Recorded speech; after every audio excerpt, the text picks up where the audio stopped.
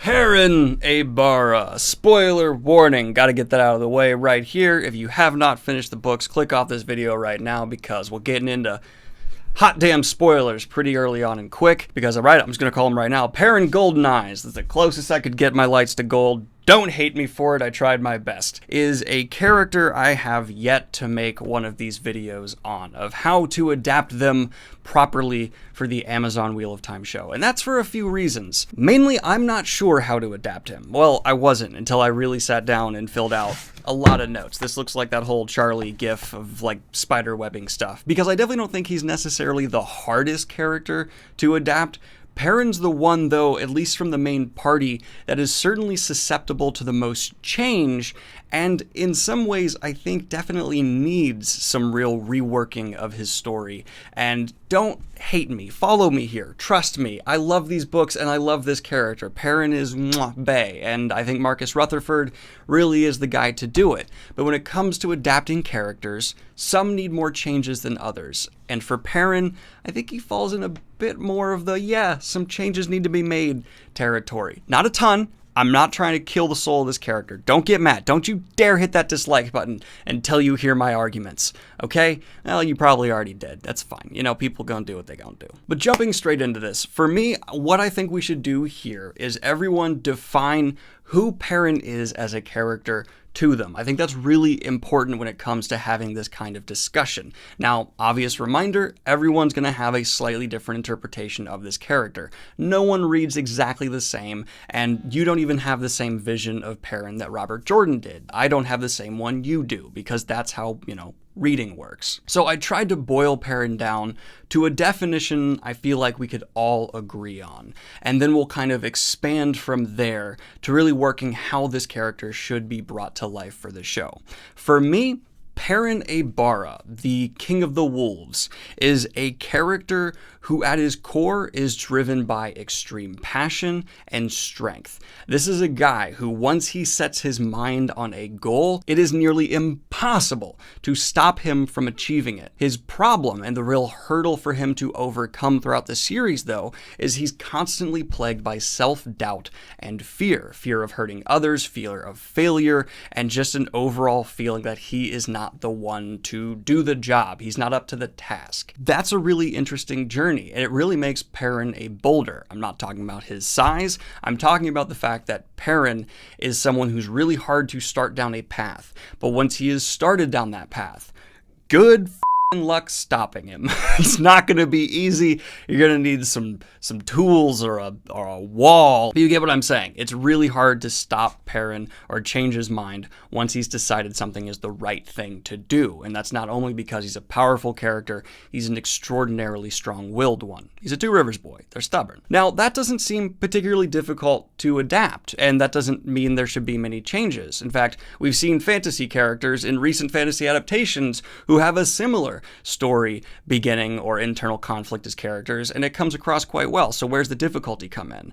For me, the difficulty begins with the fact that Perrin is an extraordinarily internalized character. He has pages on pages of just reflection and thought and going through a decision-making process.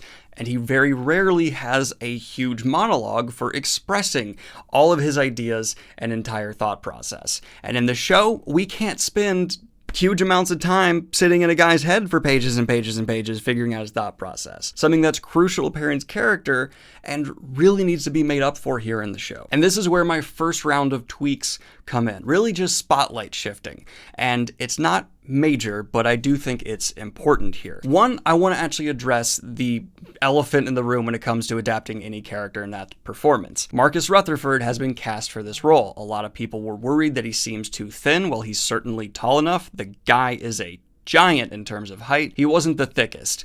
This recent photo of him where his shoulders seem to be the size of the girl sitting next to him's head basically show me, they got the boy eating his meat and lifting weights. He'll be looking like Perrin, or he already does, it seems, and we got the blacksmith vibe down there. That's a thick-ass boy! Damn!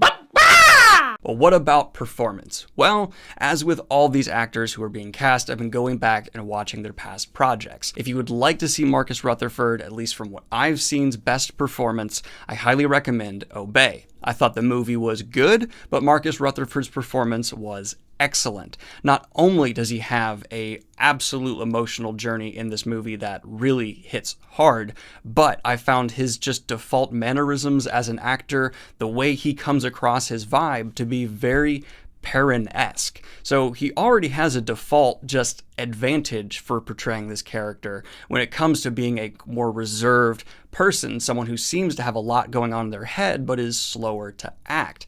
That right there is a big plus. But I don't mean to detract from the fact that this guy is giving an excellent performance as well. He's clearly a very talented actor, and that plus the fact that he seems to fit a Perrin mannerism vibe from the beginning is a actually just perfect formula. Like that's beautiful. That's great. So I have a lot of faith that we're not going to be complaining about the realization of character on that side of things. And the fact that he can definitely come across as someone who's thinking a lot and slower to act because they're kind of frozen by this self-doubt means we're already managing to fill in some of the things that we're missing in this visual adaptation from Amazon. Very happy there. No matter how good the performance is, though, there still needs to be other things tweaked as well. And this is where my actual first round of changes for Perrin's story come in. Now, book 1 of The Wheel of Time, The Eye of the World, heavily focuses on Randall Thor, obviously. I mean, it's mostly following him and his internal thought processes early on. And that needs to change, because Robert Jordan took deliberate effort as the series went on to focus not entirely on Rand. In fact, he actually gets less and less page time to the point where in some books it seems like he's just basically almost entirely not there. And what we have instead is other characters developed and realized extraordinarily well. I want to bring that earlier on into this first season, because a lot of people after the first couple books are like, why would I care about Matt or Perrin? I'm of course in love with Rand or maybe Moiraine or maybe Egwene, but they don't really care about Perrin and Matt until a few more books down the road, or Matt basically like one more book down the road, but you get what I'm saying. What I'd like earlier on is just to do something that we're already maybe seeing hints of happening with the show, with some of the leaks that have gone down, where they're giving Perrin more of a direct storyline, maybe a beginning tragedy earlier on, and that's a good choice in my opinion. I'd like to see Perrin have more of an emotional start to this story, and then have a expansion from there, where I'd like to see his friendship with Egwene especially more thoroughly realized, because these two are good friends. A lot of people speculate early on that they have a romance blooming. We know that's not the case. I want them to have lots of time on screen together to show this friendship, and maybe kind of transition Egwene into someone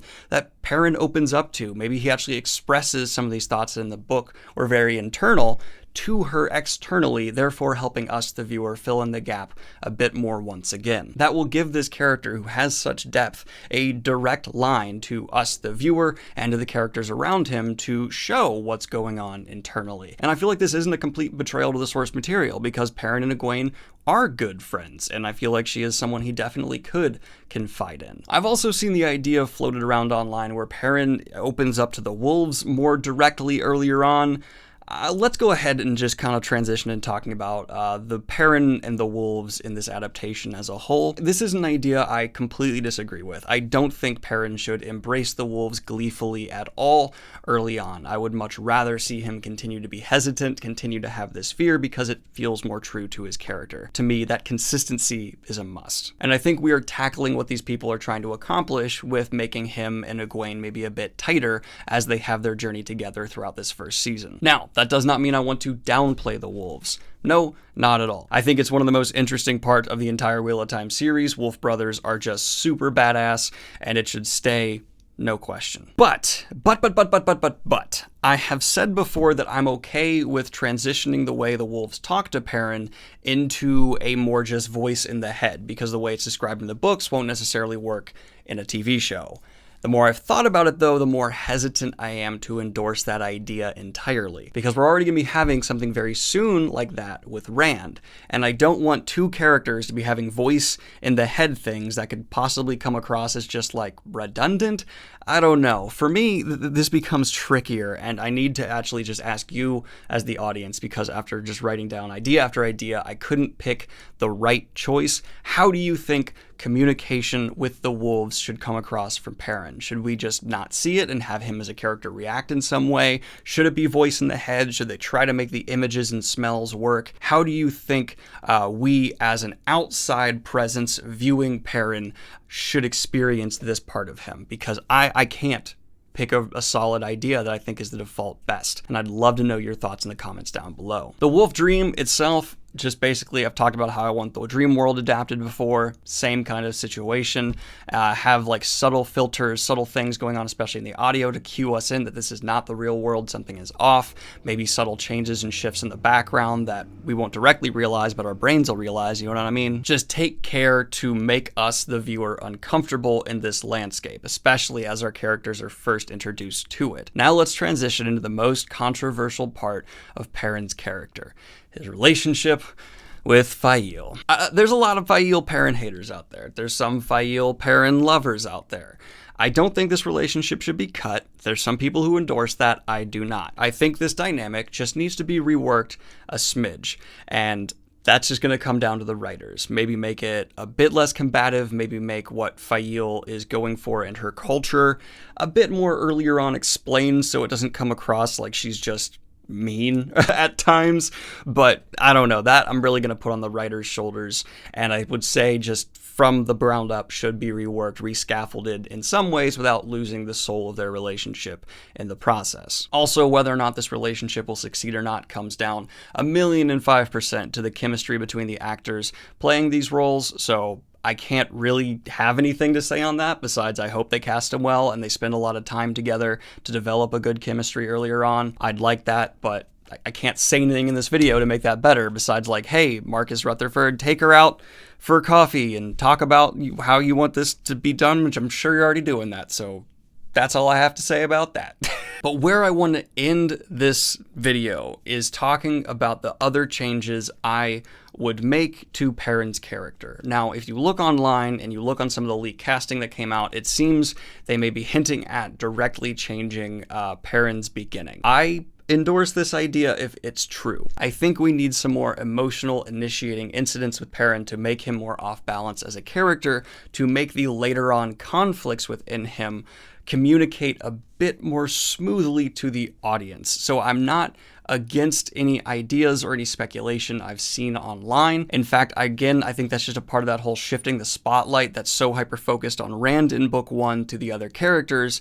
It makes sense to give them all a bit more of an emotional gut punch of a beginning to then continue on with. I love the fact that book one focuses on Rand, and I think that's a really interesting way to start the series, but when it comes to adapting, of course things need to change for this show to vie with more people and characters to develop enough in season one for the audiences to care. And this is one of the ideas that I think could be in a way to accomplish this. And the final change I would make to Perrin's character: no trial scene. It's one of the worst scenes in the entire series. I cannot stand it. No trial scene. Absolutely not. Get rid of it. Not about it. No.